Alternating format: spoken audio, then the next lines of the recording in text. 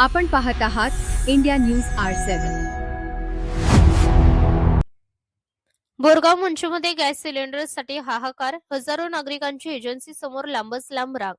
बोरगाव मंचू आणि परिसरातील गावांमध्ये गॅस सिलेंडरच्या तुटवड्यामुळे नागरिकांना मोठ्या अडचणींचा सामना करावा लागत असून अनुराग गॅस एजन्सी समोर आज हजारो नागरिकांची लांबच लांब रांग लागल्याचे चित्र पाहायला मिळाले।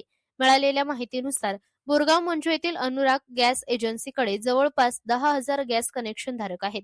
मात्र गेल्या काही दिवसांपासून गॅस सिलेंडरचा पुरवठा कमी झाल्यामुळे ग्रामीण भागातही सिलेंडरची तीव्र टंचाई जाणवत आहे। आज तब्बल 8 दिवसानंतर कंपनीकडून 300 सिलेंडरची एक गाडी एजन्सीकडे पाठवण्यात आली।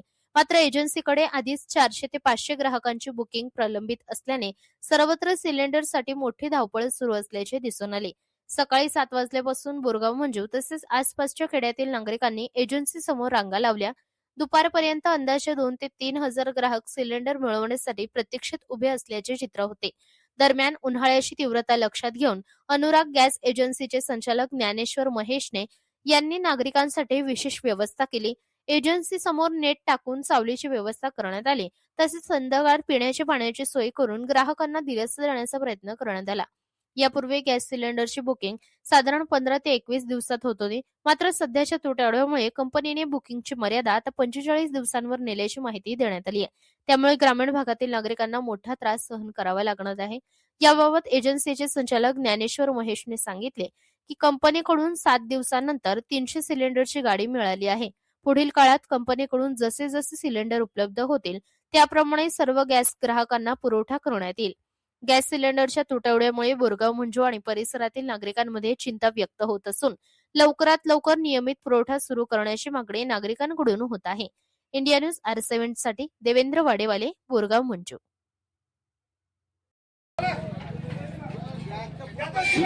सिलेंडरसाठी तुम्ही सध्या केव्हापासून आलेले आहे? काय परिस्थिती आहे सिलेंडरची?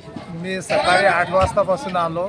तर सिलेंडरची जरा टंचाई आहे, ग्रामीण भागात अजिबात भेटून नाही राहिले, म्हणून मी तर गॅस एजन्सीवर आलो आहे।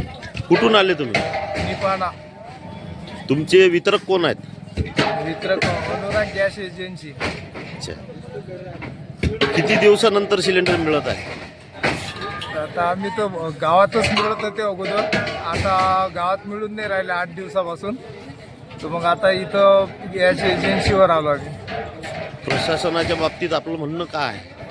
प्रशासनानं व्यवस्थित व्यवस्थापन करायला पाहिजे, म्हणजे सगळ्यांना घरगुतीवाल्यांना तरी कमीत कमी सिलेंडर मिळाले पाहिजे।